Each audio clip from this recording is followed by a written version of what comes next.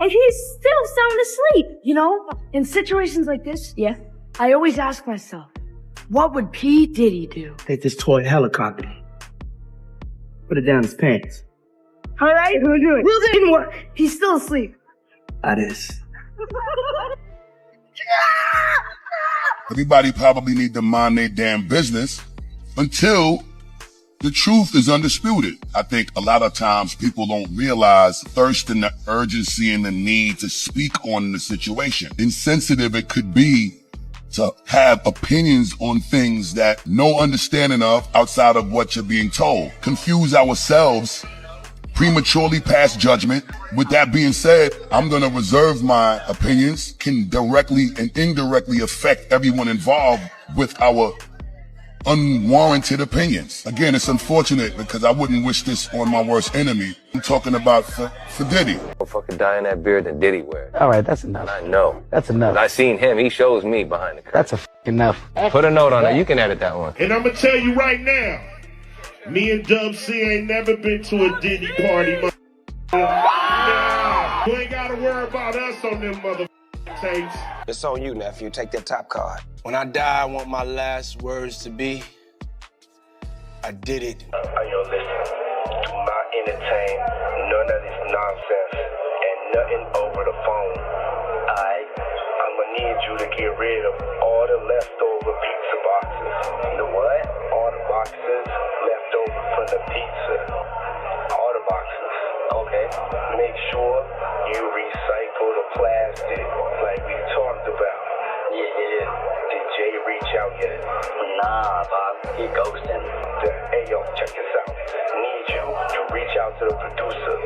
Let these motherfuckers know there's a release date for that new Netflix movie. Alright, Bob. It's crazy right now. What this motherfucker doing? These things sweet now, cause I'm in here. It's all good. You about to get out on bail. Everybody out there quiet as motherfucker, huh?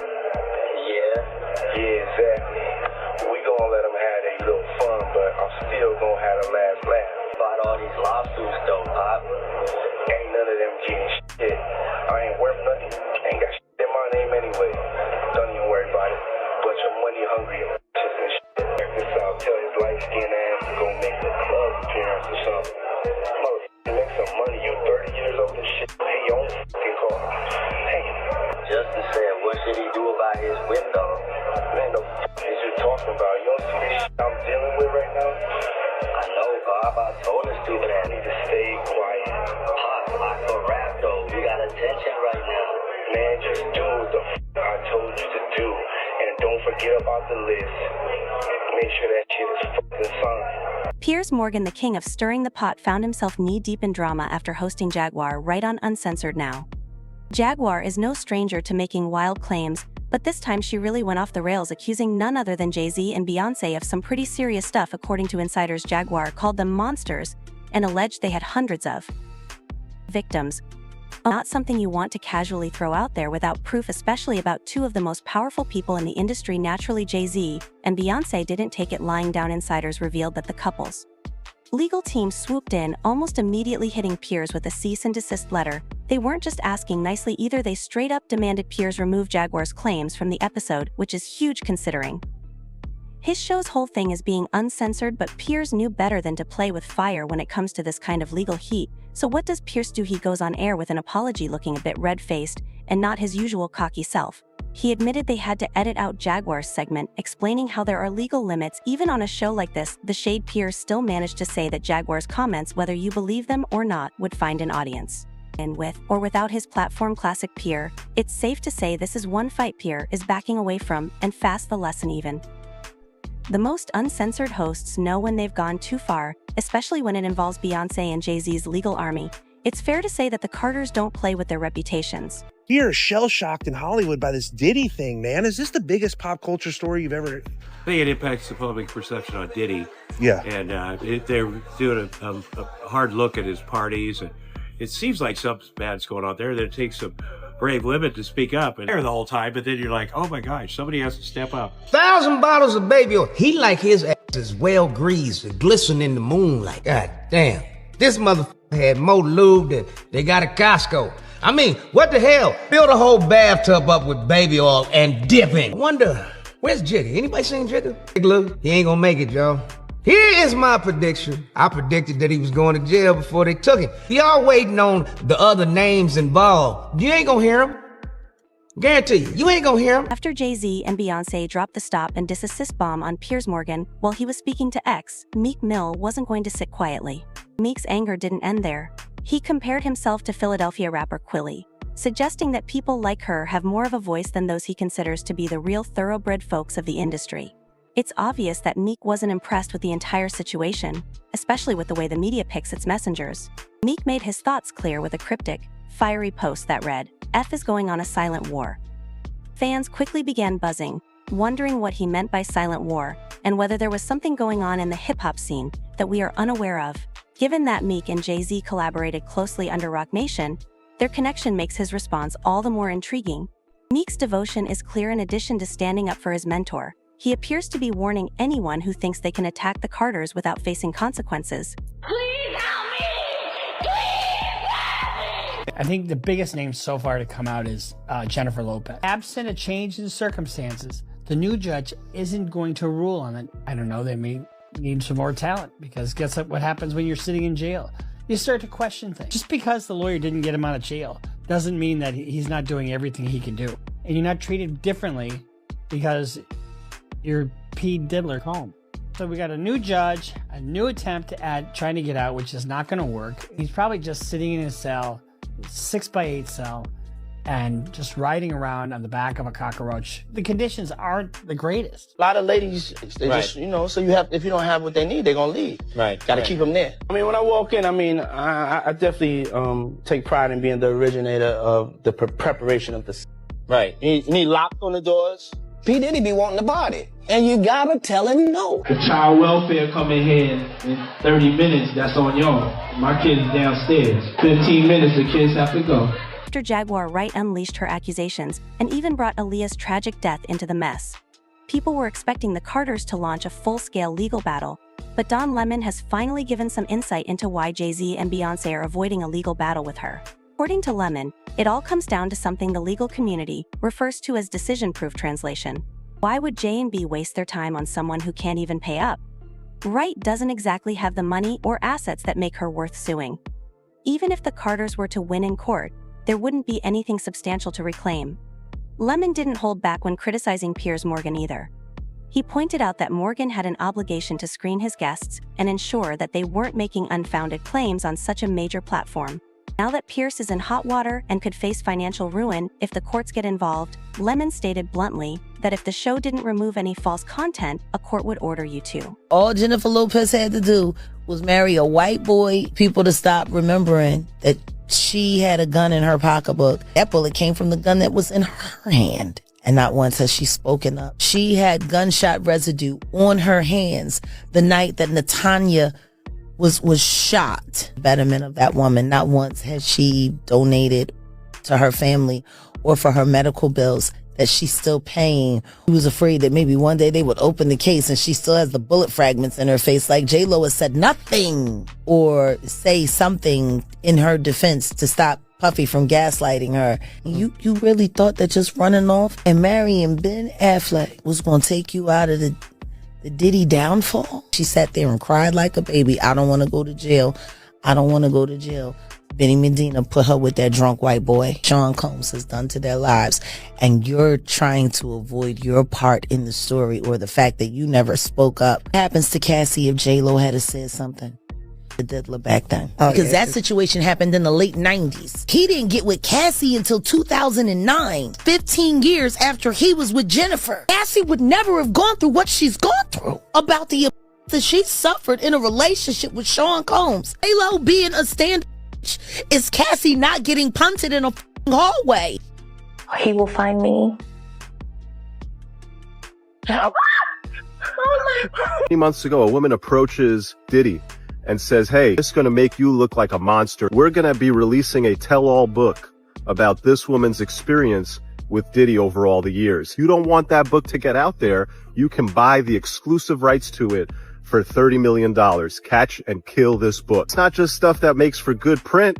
These are civil claims that we can bring and we can win millions of dollars. Woman comes back with a lawyer. We're going to file a civil lawsuit against you. Diddy's team says, okay, bring the lawsuit. So after those things happened, a line of people came with stories. They bring the lawsuit, and within like hours, it's settled for, surprise, surprise, $30 million. If she got 30 mil, what can I get off this guy? I was there. I saw this. I heard that. And that then led to a federal investigation. Sean Combs has been hit with a slew of new civil lawsuits, accusing him of 6 victims, one of them a 16-year-old boy.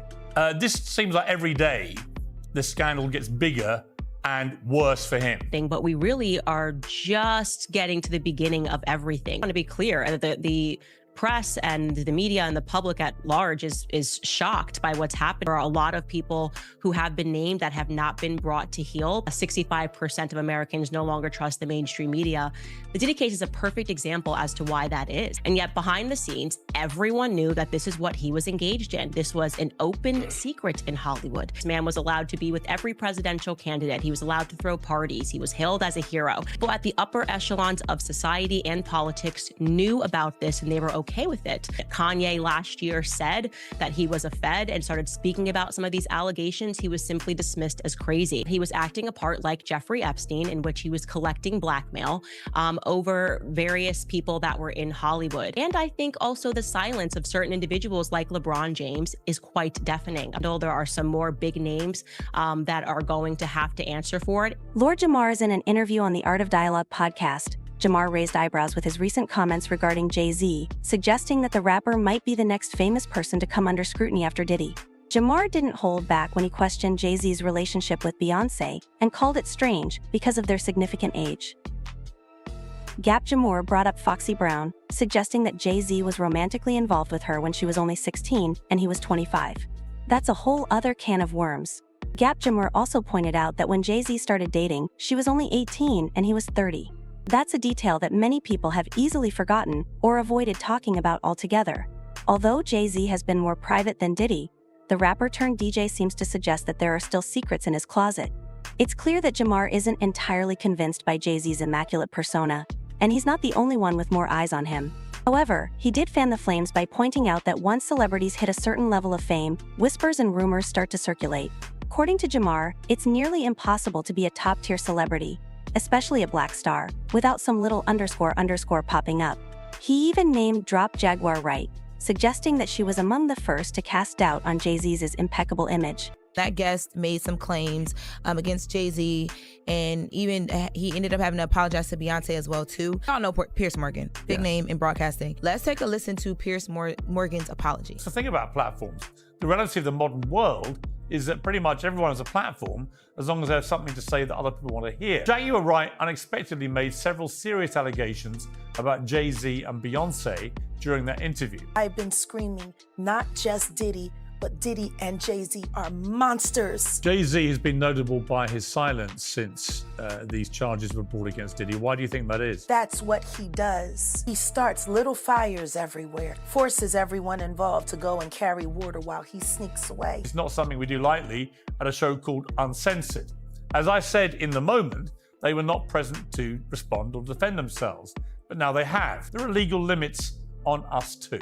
And we apologize to Jay-Z and Beyonce. It always sounds crazy and wild until it ain't, because what if she's right? What if all these things that she's seen, because she was a dominatrix, she was about that life. So when somebody that's about that life tells you about the life, you giving her a lot of credibility? She's seen it firsthand. I'm not denying. She was there. Ever heard of this person? I have. So, okay, I don't know where parties you're at with that baby. Not parties, but she's been in front of the camera for a while. Diddy could be an absolute dirtbag, guilty of everything.